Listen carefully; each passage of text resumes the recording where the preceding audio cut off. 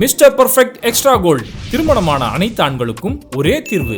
வயதான பலகினமா, சுகர் பலகினமா, இனி கவலை வேண்டாம். 100% இயற்கை வயகரா, 100% ஹலாலான முறையிலும் தயாரிக்கப்படுகிறது. எவ்வித கலப்படமும் கிடையாது, பக்க விளைவும் கிடையாது. ஆர்டர் செய்தாலே போதும், உங்கள் இல்லம் தேடி வந்து சேரும். மேலும் விவரங்களுக்கு கீழுள்ள எண்ணை அணுகுங்கள். தப்பி ஓடிவிட்டாரா நெத்தன்யா? இதுதான் இன்னைக்கு சர்வதேச ஊடகங்கள்ல ஒரு முக்கிய செய்தியாக மாறி இருக்குது. ஈரானுக்கு முழு ஆதரவு தெரிவித்திருக்கக்கூடிய சவுதி அரேபியா 10 நிமிடத்திற்கு முன்னாடி கூட ஈரான் இஸ்ரேல் மேல ஒரு கடுமையான தாக்குதலை நடத்தி இருக்கிறாங்க. இதுல மீடியாக்கள் உண்மையான செய்திகளை வெளியிடுறாங்களா அப்படிங்கறத இன்னைக்கு வீடியோல பார்க்க போறோம். இன்னைக்கு நிகழ்ச்சியில நம்ம கூட இருக்கக்கூடிய சிறப்பு விருந்தினர் விடுதலை சிறுத்தைகள் கட்சியை சேர்ந்த வழக்கறிஞர் காயில் அஹ்மத் சாஹிப் நம்மளோட இருக்காங்க. அஸ்ஸலாமு அலைக்கும். ஆனா இப்போ இந்த இஸ்ரேல் வெர்சஸ் ஈரான் இந்த போரோட விஷயத்துல மீடியாக்களுடைய செயல்பாடு பொறுத்த வரைக்கும் மக்களுக்கு ஒரு சின்ன அதிருப்தி இருக்கிறத பார்க்க முடியுது. இந்த செய்தியை மீடியாக்கள் முழுமையா தான் வெளியிடுறாங்களா அப்படிங்கிற ஒரு கேள்வியுமே எழுது. இதை நீங்க எப்படி பாக்குறீங்க? அதாவது ஆழம் தெரியாமல் காலை விட்டு விட்டு ஆப்பசைத்த குரங்கை போல் விழிப்புதுங்கிறது இஸ்ரேலு. இதான் மிகைப்படுத்தலான்னு சொல்லல. எப்பவும் பாத்தீங்கன்னா கடந்த 70 ஆண்டு கால வரலாற்றை நீங்க பாருங்க.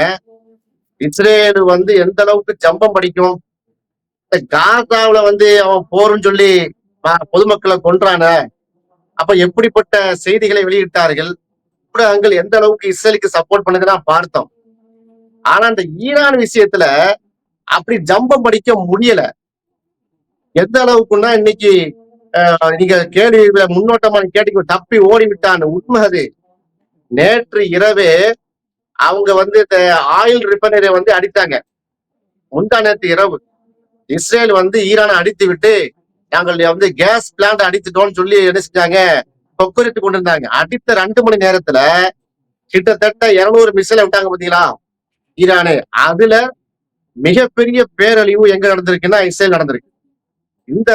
இந்த ballistic supersonic missile, hypersonic missile அடிச்சாங்க. இந்த ஹைப்பர்சானிக் மிசைலை ஐடிஎஃப் இஸ்ரேலுடைய டிஃபென்ஸ் போர்ஸ் எதிர்பார்க்கல. ஏன்னா ஒரு ஹைப்பர்சானிக் மிசைலுங்கிறது குறைஞ்சு 2000 ஸ்கொயர் ஃபீட் 2000 கிலோமீட்டர் ரேஞ்ச் மிசைலை நீங்க தயாரிக்கணும்னா குறைஞ்சது 50 கோடி ரூபாய் வேணும். ஒரே நேரத்துல 200 ஹைப்பர்சானிக் மிசைலை ஈரான் அடிக்குதுன்னா அன்னைக்கு ஒரு இரவுல 1 மணி நேரத்துல 10,000 கோடியை ஈரான் இழக்குதுன்னா வல்லரசுக்கு எதிரான ஒரு தாக்குதல். அப்ப இதை பார்த்து விட்டு நைட்டோடு நைட்டா கிளம்பி ஓடுறாரு யாரு, பெஞ்சமின் நெட்டன்யாஹூ கிரீஸுக்கு ஓடிட்டு அவர் சொல்றாரு, Tehran will burn if civilian are. தெஹரான நான் என்ன செய்வேன், பத்தி எரிச்சிருவேன். எப்பவும் எப்படி பேசுவாரு, மீடியால நின்றுட்டு சும்மா கோட்லாம் போட்டுட்டு இப்ப திமுறா பேசுவார்ல. துரிதி குறைஞ்சிருக்க, மேப்பியான 48 மணி நேரத்துல காணும. அப்ப முதல் முறையாக நாம வரலாற்றுல பார்க்கிறோம் இஸ்ரேல் அடி வாங்கி கொண்டிருக்கிறது. இஸ்ரேலுடைய ராணுவ தளபதிகள் எல்லாம் அடிச்சு குற்றுயிரும் குறையுறமாக ஹாஸ்பிட்டல்ல கிடக்குறாங்க. பாதிப்பு இருக்கா? கடும் பாதிப்பால இருக்குது. அதனால தானே மீடியா வெளியே விட மாட்டிருக்கான். இன்னைக்கு மீடியாவுடைய ஹைஃபாவுடைய main airbase central nervous system சொல்றது, இஸ்ரேலுடைய அனைத்து முக்கியமான F-16 F-35 எல்லா விமானங்களும் எங்க இருந்துச்சு? ஹைஃபாவுடைய விமானப்பட தளத்துல அவ்வளவு பெரிய தளம் அங்கதானே வச்சிருந்தாங்க. அங்க தானே என்ன செஞ்சாங்க, ஹைஃபா விமான தளத்துல நாங்க ஏவுறோம் இப்படிலாம் போன வாரம் வரைக்கும் காட்டிட்டு இருந்தாங்க. இப்ப ஹைஃபாவுடைய ஏர்பேஸை காட்ட சொல்லுங்க பாப்போம். 20க்கு மேற்பட்ட F-35 உடைய ஜெட்ஸை காணோம். அடிச்சு இப்ப பஸ்பமா போயிட்டு அதை நியூஸ் வெளியிட மாட்டாங்க. ஈரான் நாட்டை சேர்ந்த ட்விட்டர் அக்கௌண்ட்ஸ் இருக்குது. ஈரானுடைய IRGC உடைய மிலிட்டரி அக்கௌண்ட்ல நீங்க பாத்தீங்கன்னா அவ்வளவு வீடியோக்களை பதிவேற்றம் பண்றாங்க. அல் ஜசீரா கூட என்ன செய்ய மாட்டாங்க, அவங்களுக்கு உடல காரணம் என்னன்னா காப்பிரைட் பிரைவசி நிறைய அவங்க டைப் பண்ணியிருக்காங்க. இஸ்ரேலுக்குள்ளேயே அல் ஜசீரா இன்னுமே அலோவ் பண்ணாம இருக்கிறாங்க. BBC ஊடகம் முழுக்க முழுக்க டைனஸ்டுடைய கண்ட்ரோல்ல போய்விட்டது. இன்றைக்கு மிகப்பெரிய அழிவை சந்தித்திருக்கிறது இஸ்ரேல். நாம பெருமைப்பட்டு மகிழ்ச்சியா சொல்லல. ஆனா நாம் தனிப்பட்ட முறையில இஸ்ரேல் அடிவாங்க நமக்கு மகிழ்ச்சி தான்.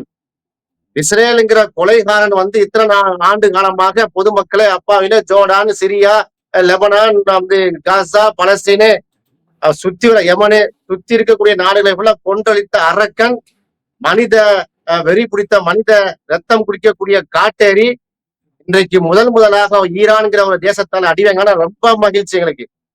உண்மையிலேயே மகிழ்ச்சிங்க. நாங்க போரை விரும்பக்கூடியவங்க கிடையாது. உயிர் எல்லா உயிர் தான். ஆனால் முதல்ல அடி வாங்கியிருக்கோம். 70 இல்லண்ணா, ஆண்டு இப்போ காலம் வந்து இஸ்ரேல் ஒரு பக்கம் ஈரானை தாக்குதல் நடத்திட்டு இருக்காங்க. கூடவே இன்னைக்கு அமெரிக்காவுமே ஒரு எச்சரிக்கை கொடுத்திருக்காங்க. இந்த எதிர்த்தரப்பு வலிமையா ஈரான் தாக்கு பிடிக்க நினைக்கிறீங்களா? கண்டிப்பா தாக்கு பிடிக்கும். ஏன்னா இதுவரை சம பலத்தோட உள்ள எதிரியில வந்து அவங்க வந்து ஃபேஸ் பண்ணது கிடையாது. டொனால்டு ட்ரம்ப் இன்னைக்கு வந்து ஒரு அழைப்பு கொடுத்திருக்காரு. நீ செய்திகள்ல வந்து உங்களுக்கு பாத்தீங்கன்னா கல்ஃப் நியூஸ பாருங்க, உங்களுக்கு தெரியும். அரபுடைய இது நான் இங்கிலீஷ் டிரான்ஸ்லேஷன் படிக்கிறேன். அதாவது நியூக்ளியர் டாக்ஸ் நடந்துச்சு இல்லையா, மஸ்கட்ல வந்து ஈரானுக்கும் அந்த அமெரிக்காவுக்கும் வந்து நினைச்சு ஒரு நியூக்ளியர் டாக்ஸ் நடந்துட்டு இருந்துச்சு. இன்னைக்கு மதியம் இந்தியா டைம் படி 1 மணிக்கு கடைசி கட்ட பேச்சுவார்த்தை நடத்ததாக 2 பேருக்குள்ள அக்ரிமெண்ட். ஆனா ஈரான் வந்து மறுத்து இருக்கிறது. ஏன் மறுத்தது? காமினி காமினி என்ன சொல்லிட்டாரு? we will not allow them to escape safely from this great crime they committed. Gamini என்ன சொல்லிட்டாரு? நாங்க அந்த பீஸ் டாக்க நாங்க வந்து ஸ்டாப் பண்ணிக்கிறோம். இஸ்ரேல நாங்க தப்பிக்க விட மாட்டோம். 6 சயின்டிஸ்ட் அடிச்சிருக்காங்க. இன்னும் ஈரான் தெம்பா நிக்குது. IRGC உடைய முப்படை தளபதிகளை வந்து இழந்திருக்கிறாங்க. துணிச்சோட களத்துல நிக்கிறாங்க. ராணுவ தளபதி இழந்திருக்கிறார்கள். துணிச்சோட களத்துல நிக்கிறாங்க. அதனால டொனால்டு ட்ரம்ப் என்ன செய்யறாரு? ஒரு 2 ஸ்டேட்மெண்ட் கொடுத்தாரு ட்ரம்ப். அதை வெளியிட்டாங்க. அதாவது இஸ்ரேல் தரப்புடைய அந்த விஷயங்கள் ஃபுல்லா வெளியே வரும். இஸ்ரேல் வந்து ஈரானை அடிக்கும் போது இஸ்ரேல் பயங்கரமாக தாக்கி விட்டது, ரிட்டாலியேஷன் பண்ணி விட்டது, தன்னுடைய நாட்டுடைய பாதுகாப்பை டிஃபென்ஸ் பண்ணுது, பயங்கரமான அயன் டூப் சிஸ்டம் இருக்கு. இப்படிலாம் காட்டக்கூடிய விபச்சார ஊடகங்கள் இப்படி வார்த்தையில பயன்படுத்த வேண்டி இருக்குது.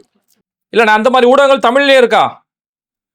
தமிழ்ல இருக்குல்ல, ஆதவன் மாதவன் பொக்கிஷம் புதையல்னு சொல்லி தமிழ் மக்களை ஏமாத்தி விட்டு இருக்கானுல. கடந்த 4 நாட்களா நீங்க பாருங்களேன். திரும்பவும் சொல்றேன், நேயர்கள் தெளிவா கவனிச்சுக்கணும். ஆதவன் மாதவன் பொக்கிஷம் புதையல் புரிஞ்சு நினைக்கிறேன் உங்களுக்கு. ஏன்னா அவங்க நம்ம விளம்பரப்படுத்த வேண்டிய அவசியம் இல்லை.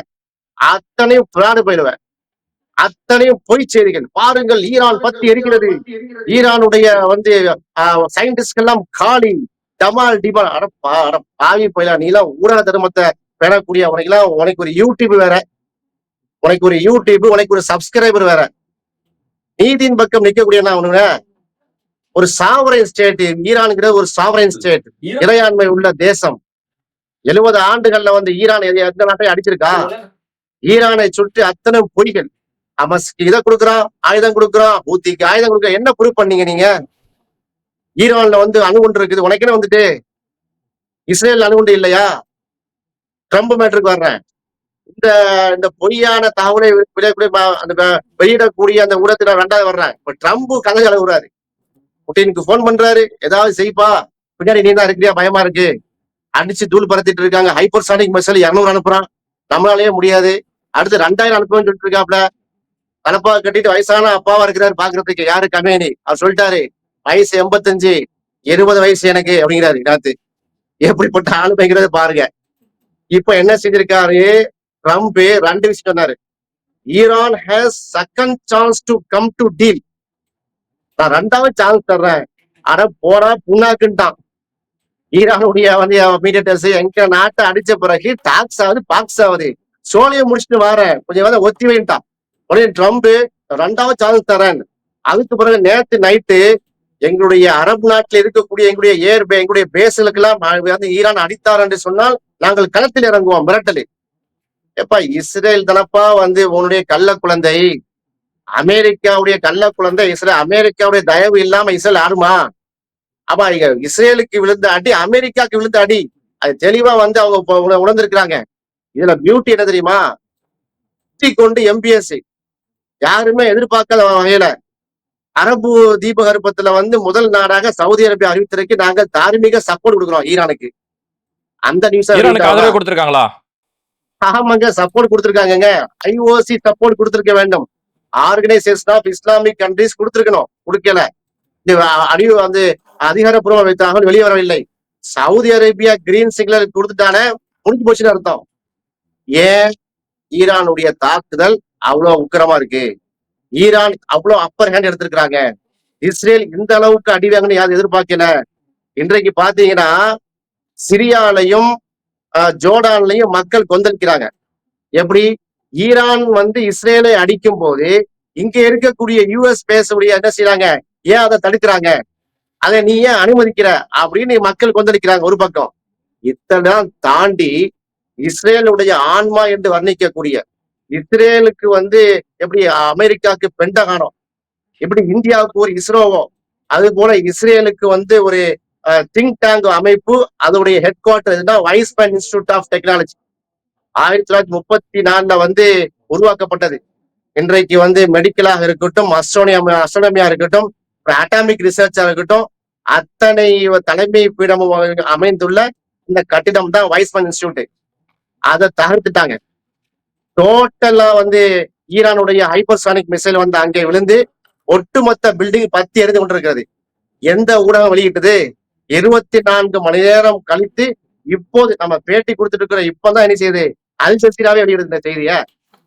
அப்ப அந்த அளவுக்கு ஊடகங்கள் திட்டமிட்டு மறைக்கிறதா, அல்லது ஊடகங்கள் வந்து முழுக்க முழுக்க ஜியோனிச யூத வெறியர்களால் வந்து கைப்பாயா மாறிவிட்டதா என்று நான் பார்க்க வேண்டும். இதுல ஒரு காமெடியும் சொல்லி முடிச்சிடுறேன். நம்ம ஆளு வேற தேவையில்லாம யாரு, நம்ம பிரதமர் மோடி எங்கிட்ட கேட்டுட்டு தான் பெஞ்சமின் நெட்டாயாவை அடிச்சாரு. பெஞ்சமின் நெட்டாயாக இஸ்ரேலை காலி பண்ணிட்டு ஓடுற அளவுக்கு இருக்குங்க. இது தேவையா? இது வேலையில போற ஓனரை எடுத்து வேட்டியில விட்ட கதையா?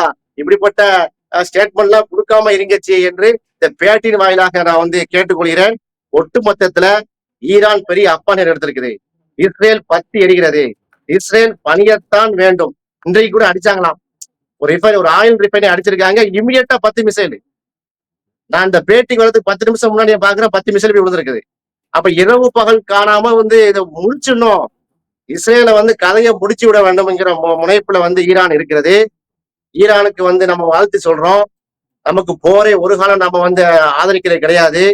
போர் எந்த பக்கம் வந்தாலும் சாகக்கூடிய வந்து பொதுமக்களாக தான் இருக்க போறாங்க. அது போரை நாம் விரும்பவில்லை. ஆனால் இஸ்ரேல் போன்ற காட்டேரிகளுக்கு, இரத்த காட்டேரிகளுக்கு எங்க அடுத்த நாட்டு மக்களுக்கு வந்து செத்தானைக்கு அடுத்த நாட்டு மக்கள் மேல பாம கொண்டு வீசினா என்ன வழி வரும் என்பதை முதலாக ஈரான் உணர்த்திய காரணத்தினால, இஸ்ரேல் 0 உணர்த்திய காரணத்தை நம்ம மனுஷனை வாழ்த்துக்கிறோம், பாராட்டும். நாம் ஈரான் பக்கம் நிக்கிறோம். பரம்பி மீறி இஸ்ரேலை எதிர்க்கிறோம். பாதிக்கப்பட்ட ஈரான் மக்கள் நிக்கிறோம். ஈரான் இப்போது என்ன செய்யறது, இஸ்ரேல சனக்காடு முடக்கடா ஆக்கியிருக்கிறது. மத்தாப்பு சிரமம் சேர்ந்துட்டு இருக்கு. பாக்குறோம், தீபாவளியா நடந்துட்டு அங்க இஸ்ரேல்ல அந்த அளவுக்கு கொட்டுதுங்க. அயன் டோம் சிஸ்டம்ல என்னாச்சுன்னு தெரியல. ஈரான்ல இருக்கக்கூடிய சைபர் அந்த செக்யூரிட்டி இருக்காங்க பாருங்க, ஹேக்கர்ஸ் உள்ள போந்து இஸ்ரேலுடைய அந்த பாதுகாப்பு கம்ப்யூட்டரைஸ் சிஸ்டத்தை ஃபுல்லா தகர்த்திருக்காங்க. அதை ஆல்ட் பண்ணி தான் இந்த அடி அடிச்சிருக்காங்க. பார்க்கலாம் எங்கே போய் முடிகிறது.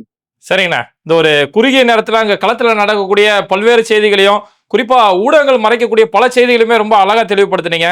நிகழ்ச்சியில கலந்துட்டு ரொம்ப நன்றி. கண்டிப்பா அடுத்த ஒரு நிகழ்ச்சியில சந்திப்போம். மகிழ்ச்சி. இது மாதிரி வீடியோக்களை தொடர்ந்து பார்க்கறதுக்கு மறக்காம பேட்டை டிவியை சப்ஸ்கிரைப் பண்ணிட்டு இந்த வீடியோக்களை உங்க நண்பர்களுக்கு அதிகமா ஷேர் செய்யுங்க. இணைந்திருப்போம்.